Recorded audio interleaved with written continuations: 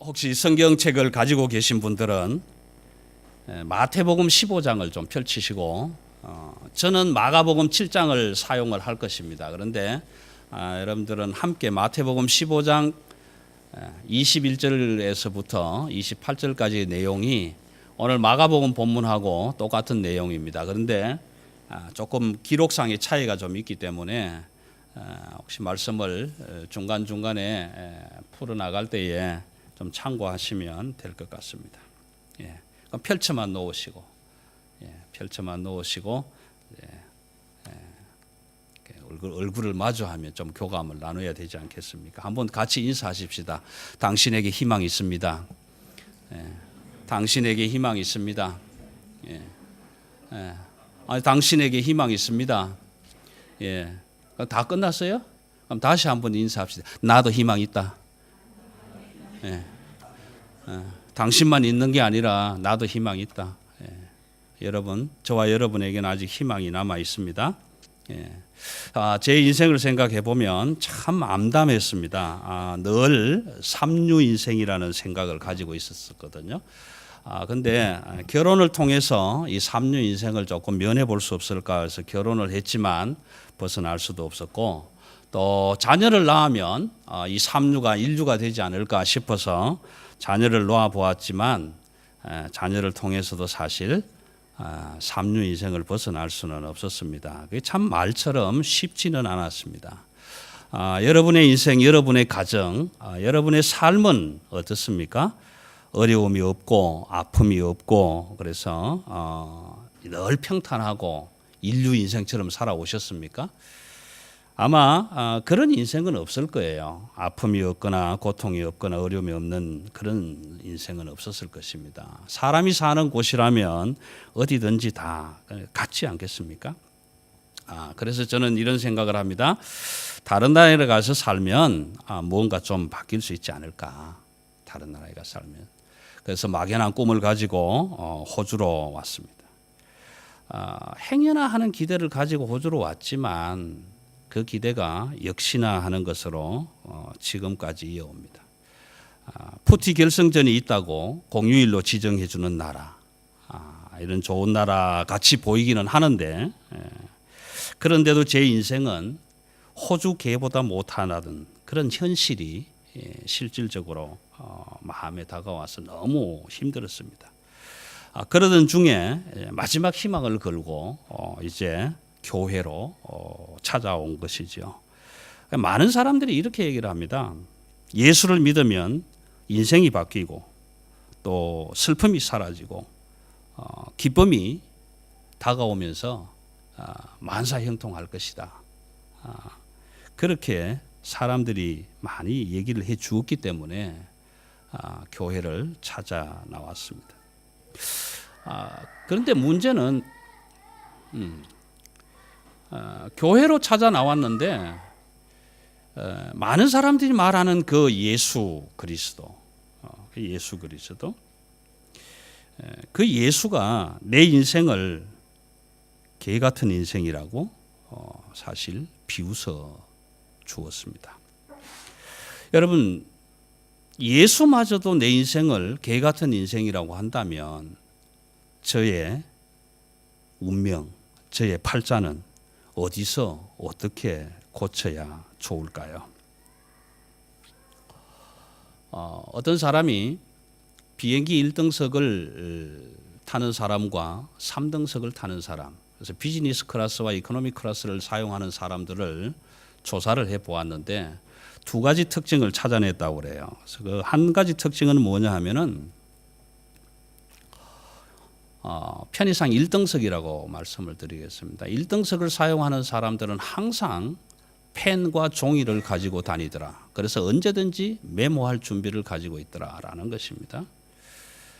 그다음 두 번째는 뭐냐 하면 1등석을 사용하는 사람은 자기가 읽고 싶었든지 아니면 읽고 있던 것이든지 아니면 읽기 원하는 고전이든지라는 책을 꼭 가지고 다니더라. 근데 3등석 인생은 그럼 뭐냐 하니까 3등석 인생은 입국 카드 적을 때 항상 볼펜을 빌려달라고 하더라. 근데 쓰고 난 다음에 돌려주지도 않더라라는 거예요. 그 다음에 또 하나는 뭐냐 하면 3등석을 이용하는 승객들은 항상 들어갈 때 신문을 2개, 3개 들고 들어가더라라는 거예요. 그런 차이가 있더라라는 것입니다. 여러분 사실 이런다고 해서 다 1등 국민 되고 이런다고 해서 다 1등석 인생이 되면 누군들 못하겠어요. 저도 할 수 있어요. 그렇지 않습니까? 그러니까 희망이 있는 거예요. 왜? 할 수 있기 때문에. 할 수 있기 때문에 우리는 아직도 희망이 있습니다. 이렇게 한다고 해서 우리 운명이 바뀌어진다면 얼마든지 할 수 있습니다. 희망이 있지 않습니까? 희망이 있습니다. 그래서 오늘 저는 이게 너무 가볍게 듣고 웃고 넘길 만한 일은 아니다라는 생각이 듭니다. 사실 제가 앞에서 각색을 한 것은 오늘 본문에 나오는 수로보니게 여인의 삶의 현실이었습니다. 그래서 오늘 저도 이 이야기를 그냥 듣고만 넘길 것은 아니다 싶어서 자 이렇게 말씀을 드리고 싶어요. 오늘 우리 교회는 B747 380 에어버스입니다. 여러분은 지금 1등석이든 3등석이든 승객으로 지금 올라타고 있는 겁니다. 목적지는 천국이라는 나라로 가고 있는 겁니다. 이제 조금 있으면 착륙을 하게 될 텐데 아나운서가 이렇게 얘기를 하죠. 승객이 이제 이렇게 얘기를 합니다. 승객 여러분, 지금부터 펜과 종이를 가지고 천국 입국 카드를 기록하도록 하겠습니다. 이 정도 되면 펜과 종이가 나와야 됩니다. 그죠? 오늘 볼펜이 없으신 분들은 우리 안내 집사님에게 부탁하십시오. 그럼 볼펜은 갖다 드릴 것입니다. 만약 종이가 없으신 분이 있다면 주보 뒤에 메모지를 이용을 하십시오. 그래서 지금부터 입국 카드를 적으실 텐데 이렇게 한번 적어 보십시오. 자, 1부터 9까지 숫자를 다 한번 적어 보십시오. 지금 여러분은 천국으로 지금 입국하기 위해서 카드를 적는 주보 뒤에 메모칸이 있습니다. 메모칸이 있습니다. 그 메모지에다가 1부터 9까지 숫자를 한번 적어 보십시오. 1부터 9까지 잘 적으셔야 됩니다. 숫자를. 잘 적으시고 입국 카드이기 때문에 잘 적으셔야 됩니다. 꼭 적으셔야 됩니다. 그래서 볼펜이 있으신 분은 1등석에 타신 분이고 볼펜이 없으신 분은 3등석이라고 생각하시면 될 겁니다. 다 적으셨으면 여러분 이제 잘 들으셔야 됩니다. 1부터 9까지 적으신 숫자 중에서 여러분이 바꾸실 수 있는 숫자를 전부 8자로 바꿔주십시오. 전부 8자로 한번 바꿔보십시오.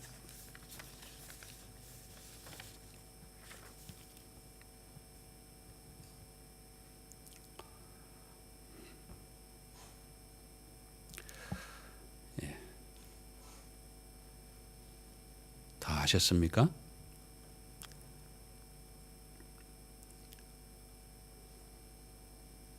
다 하셨습니까? 다 바꾸셨습니까? 못 바꾸신 분 계십니까? 안 바꿔지는 부분도 있습니까? 없습니까? 삐뚤랑해도 삐뚤어도 다 바꿔집니까? 잘 하셨습니다. 정답 답안지는 이렇습니다. 여러분 1부터 9까지 다 8자로 바꿀 수가 있어요. 그렇지 않습니까? 1자도 바꿀 수 있고 이렇게 바꿔집니다. 그런데 한 가지 숫자가 안 바뀌어지는 숫자가 있습니다. 무슨 숫자입니까? 8. 그래서 세상 사람들은 8자는 8자라고 합니다. 그래서 세상 사람들은 8자는 고칠 수 없다고 이야기합니다. 그래서 세상 사람들은 8자소관이라고 얘기를 하고 8자대로 살려고 하고 8자가 운명이라고 생각하고 그 8자를 버리지 못하고 계속 살아가는 거예요. 여러분 이걸 아셔야 됩니다. 세상 사람들은 8자를 고칠 수가 없습니다. 그래서 8자는 어련히 8자라려니 그렇게 생각을 하고 그것을 운명이라 생각하고 따라서 살아가는 겁니다. 그런데 저와 여러분은 그 팔자를 운명을 깨트려 주실 수 있는 하나님을 믿고 살아가는 사람들입니다. 예.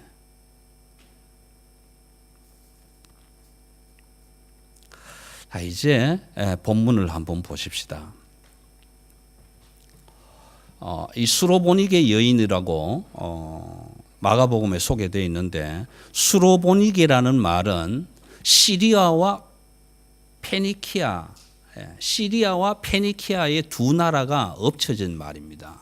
그래서 수로보니게라고 표현이 되어 있는데, 마태복음에는 여러분 마태복음 15장에는 가나안 여인이라고 소개가 됩니다. 이 가나안 여인이고, 마가복음은 헬라인 족속 여인이고 수로보니게 여인이라고 소개를 하는데, 이 무슨 이야기냐 하면 예수님이 지금 복음 사역을 하시다가 이방 땅으로 가셨어요. 이방 땅으로 가셨는데 목적이 뭐냐 하면 좀 쉬시기 위해서 갔습니다. 예. 다시 말하면 목사가 목회를 좀 잠시 쉬고, 여러분 저는 내일부터 휴가입니다, 그렇게 선포를 하고 지금 카지노에 가 있는 거나 똑같은 거예요. 예. 그래서 좀 쉬려고 갔는데 여러분 카지노에 가면 아는 사람 있을까 없을까요? 있단 말이에요. 그러니까, 어이구 목사님 여기 웬일이십니까? 이제 이렇게 되는 일이 생긴단 말이에요. 그 어떤 분이 저한테 그렇게 얘기를 했어요. 초창기에, 목사님 크라운 카지노 가실 때는 꼭 여기다가 손님 접대 중 써붙여서 가십시오. 그래서 지금도 가능하면 그렇게 해서 가려고 그래요. 근데 예수님이 지금 이방 땅에 가서 좀 쉬시고 싶은데 소문을 듣고 이방 여자가 찾아왔습니다. 찾아와서 이렇게 간구합니다. 내 딸이 귀신 들렸습니다. 흉악한 귀신이 들렸습니다. 좀 쫓아주세요. 자, 여러분 한번 생각해 보십시오. 내 가정에, 여러분의 가정에, 여러분이 사랑하는 자녀들 중에 흉악한 귀신 들린 자녀가 있는 엄마 아빠라고 한번 생각해 보십시오. 그 아이로 인해서 엄마가 받아야 할 고통이 얼마나 아픈 건가. 그 마음을 한번 그려보십시오. 그러면 이 수로보니게 여인의 마음이 이해가 가질 겁니다. 내 딸이, 내 아들이, 내 자녀가 흉악한 귀신에 들려서 지금 고칠 수 있는 길이 없어서 그 예수의 소문을 듣고 예수의 발 앞에 나와서 내 딸을 좀 고쳐달라고 간구합니다. 그런데 여러분 여기에는 모순을 하나 찾으셔야 됩니다. 지금 흉악한 귀신 들린 사람은 자기 딸이에요. 자기 딸입니다. 내 딸입니다. 그런데 이 여인은 예수님 앞에 나와서 주여 나를 불쌍히 여겨주소서. Son of David, 다윗의 자손 예수의 Lord, have mercy on me. 나를 불쌍히 여겨주십시오. 여러분 불쌍한 건 누구예요? 내 딸이에요. 내가 아니에요. 그런데 그 딸의 아픔을 엄마의 아픔으로 끌어안고 와서 예수님 앞에 엎드렸습니다. 내 딸, 흉악한 귀신 달린 내 딸을 좀 쫓아내 주십시오. 그렇게 했는데 여러분 마태복음 15장을 펼쳐놓고 보셔야 돼요. 그렇게 했는데 예수님이 한마디도 대답을 안 하세요. 한마디도 대답을 안 하십니다. 여러분 한번 성경을 읽으시면서 성경이 이렇게 맹맹하고 이렇게 냉랭하고 예수님이 이렇게 차갑게 대하신 부분들을 찾기가 어려우실 겁니다. 우리도 마찬가지입니다. 저거 예수 맞아? 내가 믿는 예수 맞나? 아니 예수라면 저럴 수 있어? 어떻게 한마디도 안 하냐? 이런 생각을 하고 있을 즈음에 제자들이 이렇게 얘기를 합니다. 여보시오, 선생님 귀찮아 죽겠어요. 자꾸 고함 지르잖아요. Have mercy on me, 은혜를 베풀어 달라고, 자비를 베풀어 달라고 하는데 이거 뭐 좀 해야 될 거 아니에요. 고쳐주겠다든지 아니면 못 고친다든지 뭐라고 말하고 보냅시다. 우리도 귀찮아 죽겠. 여러분 예수님만 지금 귀찮아하는 모습이 아니라 덩달아서 제자들도 이 여자가 와서 내 딸을 고쳐달라고, 흉악한 귀신 들린 자를 좀 풀어달라고 하는 모습이 귀찮은 거예요. 그래서 예수님께 그렇게 얘기를 합니다. 좀 보내자고. 그제서야 예수님이 한마디 하시는데 가관입니다. 정말 가관이에요. 아니 안 그래도 지금 저게 예수 맞나? 이런 생각이 들고 있는 차제에 예수님이 하신다는 말이 이런 말이에요. 나는 이스라엘 집에 잃어버린 양 외에 다른 데로 보냄을 받은 적이 없다.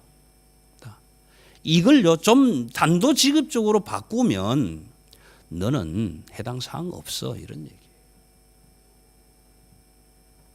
지금 딸 하나 때문에 가슴이 찢어질 듯 아파서, 그래도 사랑 많으신 예수님, 은혜를 베풀어 주시는 예수님, 치유해 주시는 예수님 소문 듣고 교회로 찾아 나와서 그 밥 앞에 엎드렸는데 하신다는 말씀이 넌 나하고 상관없는 여자야, 넌 이방인이잖아, 이런 이야기를 합니다. 여러분, 이방인이라고 한다면 당시의 유대인들은 개처럼 취급했던 사람들이란 말이에요. 개처럼 취급했던 사람들. 그러니 그 소리를 들었으니 이 여인의 가슴 찢어지면 얼마나 아프겠냐고요.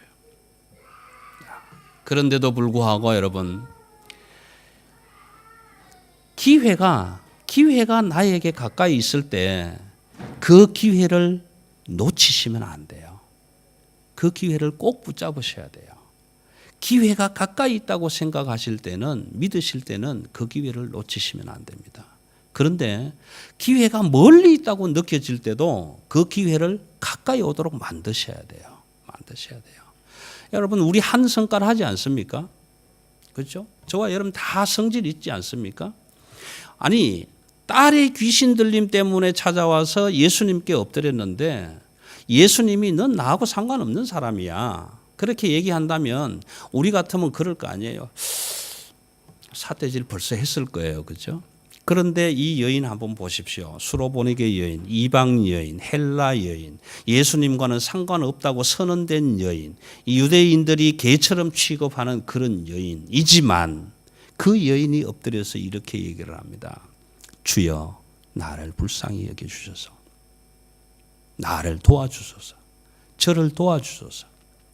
Oh Lord, help me. 도와주소서.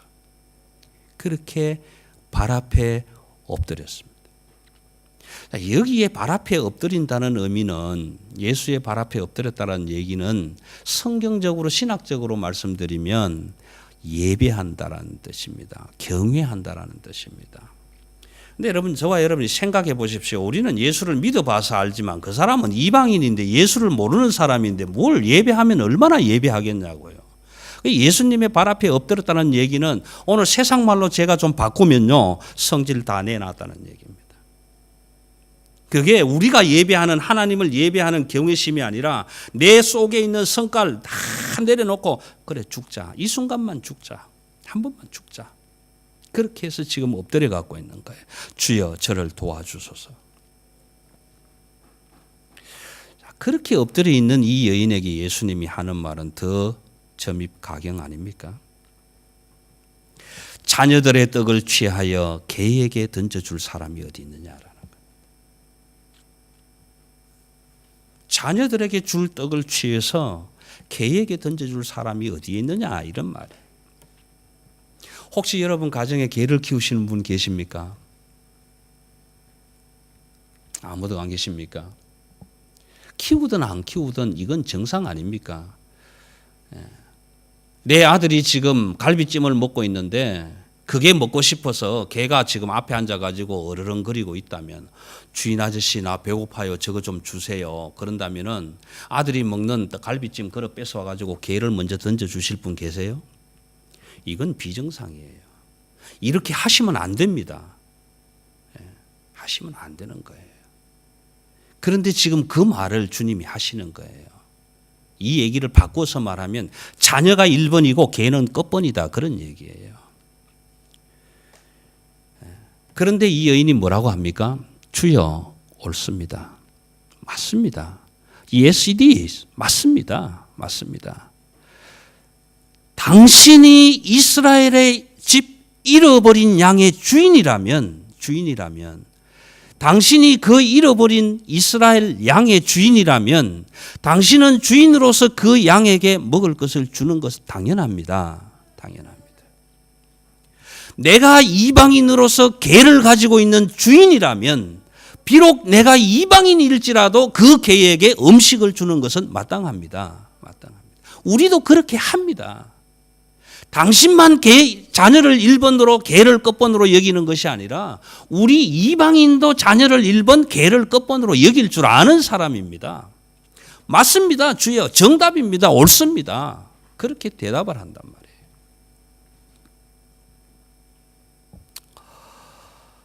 여러분, 마가복음에는 그 기록이 없습니다. 그런데 마태복음에는 이렇게 이야기를 합니다. 내 믿음이 크도다. 내 믿음이 크도다. 그런데 마가복음에는 내 믿음이 크도다 하는 말은 없지만 주여 옳습니다 라고 한 이 여인을 향해서 네가 이 말을 하였으니 네가 이 말을 하였으니 돌아가라. 귀신이 따라해서 나갔다. 마태복음에는 이 말을 주여 옳습니다. 옳습니다. 맞습니다. 그랬는데 내 믿음이 크도다. 여러분 여기에 우리는 희망이 있습니다. 왜냐하면 성경을 읽어보시면 희망이 생겨요. 희망이 생깁니다. 성경을 읽어보시면 12제자는 다 믿음이 큰 것 같은데 12제자에게 내 믿음이 크도다라고 한 번도 해주신 적이 없어요. 한 번도 해주신 적이 없습니다. 내 믿음이 크도다라고 선언한 곳이 몇 군데 없어요. 아마 3군데도 안 될 거예요. 그나마도 내 믿음이 크도다가 아니라 백부장에게서 이만한 믿음을 본 적이 없다 이렇게 말씀하셨고요. 글자 그대로 표현하자면 내 믿음이 크도다라고 말씀하신 적이 정말 거의 없어요. 여러분 희망 있지 않습니까? 우리가 한 성깔만 딱 죽이면 예수님 앞에 엎드려서 예배하고 경외할 때에 네 그 성질을 조금만 내려놓으면 하신다면 예 내려놓지요. 한 번만 죽이면 내 믿음이 크도다라는 선언을 받을 수 있다면 희망 있지 않습니까? 희망이 있는 거예요. 여러분 마태복음 14장쯤에 가시면요 재밌는 기사 하나가 나옵니다. 그 베드로가 물 위로 걷는 기사가 나오게 될 텐데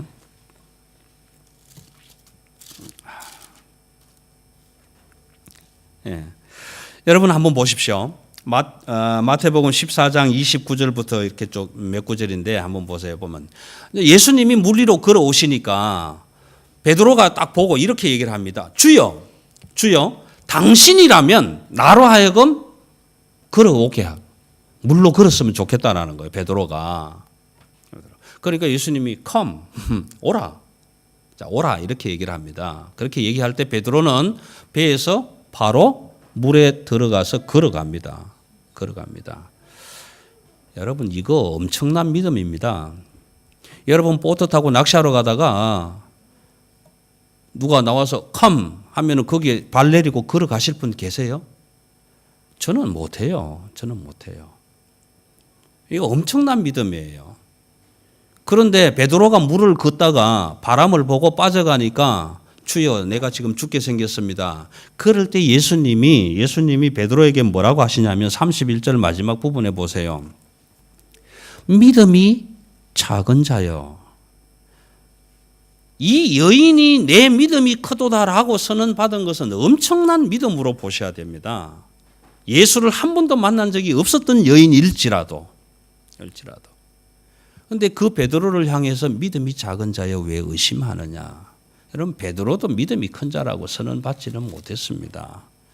그러므로 저와 여러분은 희망이 있는 것 아니십니까? 희망이 있는 건 아닙니까?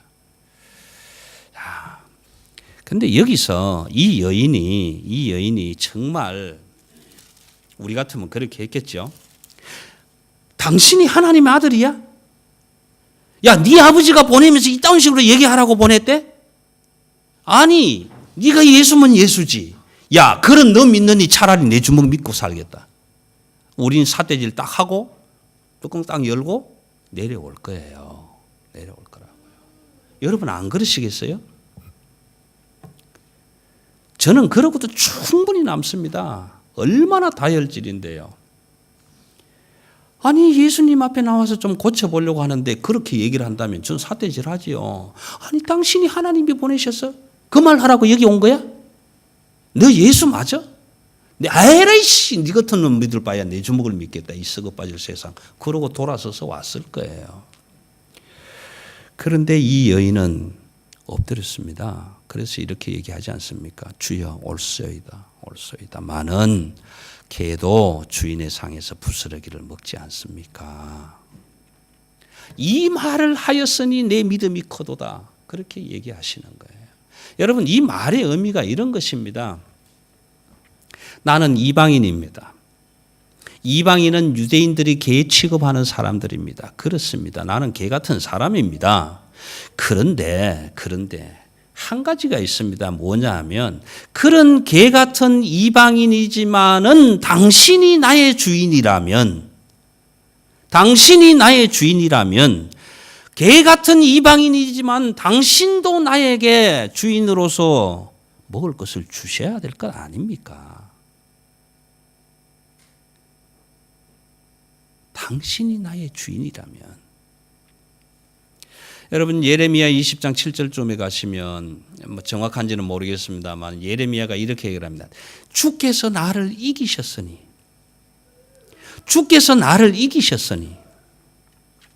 여러분, 이 의미가 뭔지 아십니까? 주님이 나를 이기셨으니. 오늘 이 수로보니게 여인은요, 이 고백입니다. 그렇습니다, 주님. 당신이 나를 이기셨으니 나는 당신의 종입니다. 진자는 이긴 자의 종입니다. 나는 개 같은 이방인 사람이지만 당신의 종입니다. 그러므로 나는 당신의 상에서 떨어지는 부스러기를 먹을 자격이 있습니다. 자격이 있습니다. 그러니 예수님은 뭐라고 하십니까? 내 믿음이 크도다. 내 딸에게서 귀신이 나갔느니라. 그렇게 말씀해 주시는 거예요.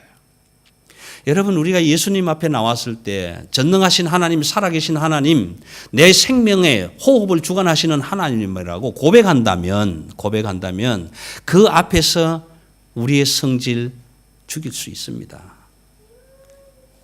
왜요? 예수님이 나보고 너 나가서 매일 이겨야 돼. 매일 승리해야 돼. 절대로 지면 안 돼. 그렇게 말씀하시면 우리는 못합니다. 우리는 못해요.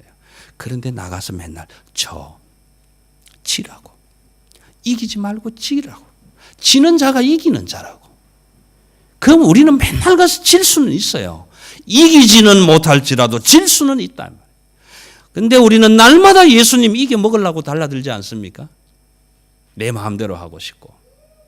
그런데 이 여인을 통해서 오늘 우리가 보고 싶은 건 그런 겁니다. 주님, 당신이 나를 이겼습니다. 그러므로 나는 당신의 종입니다. 종 되었으니 당신이 주시는 음식, 아니 상에서 떨어지는 부스러기 먹을 수 있습니다. 이 말을 하였으니 내 믿음이 크도다. 가라, 네 딸에게서 귀신이 나갔느니라. 그렇게 선언해 주시지 않습니까?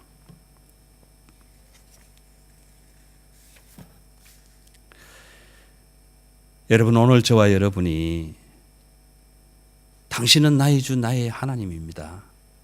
나는 당신의 종입니다. 라고 고백할 수 있었다면 주님 앞에서 우리의 모든 것 다 내려놓을 수 있을 것입니다. 주님한테 이길 것이 아니라 질 수 있습니다. 이기고 싶어도 져줄 수 있습니다. 왜요? 져서 이기는 것이 믿음입니다. 만약 이 수로보니게 여인이 예수님을 이겨먹겠다고 달라들었다면 끝났을 것입니다. 희망 끝, 행복 끝이었을 것입니다.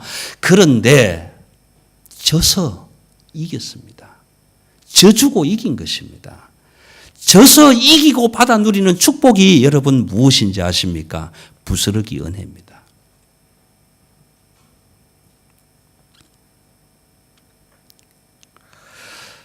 자, 이제 여러분 공항에 다 도착했습니다. 착륙할 때가 됐습니다.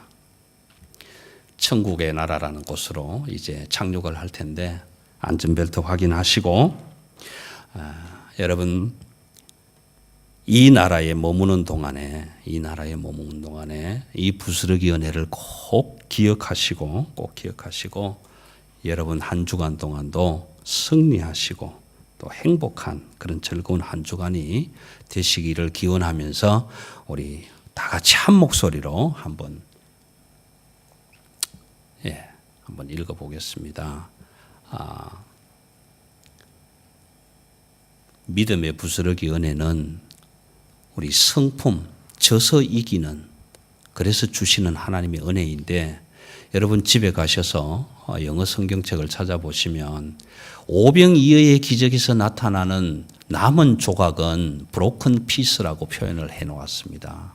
그런데 오늘 여기에서 나오는 부스러기라는 단어는 crumbs라고, crumbs.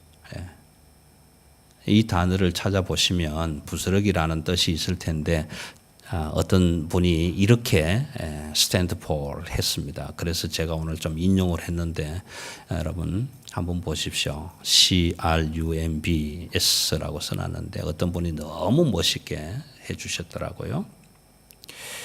Crucified with Jesus Christ. 예수와 함께 십자가. Resurrected with Jesus. 예수와 함께 부활하고. Unified with Jesus. 예수와 함께하고. 그래서 섬김의 마음을 가지고 ministry mind. 그 마음으로 born again, 다시 태어나면 우리는 servant of God, 하나님의 종들로 살게 될 것입니다.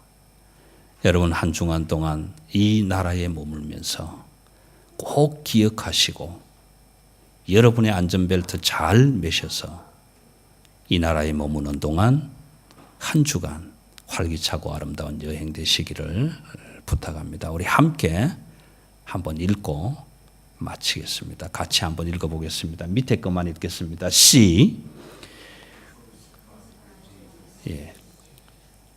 R U M B S 그렇습니다. 져서 이길 때 주시는 하나님의 믿음의 부스러기 은혜입니다. 기도하십시다.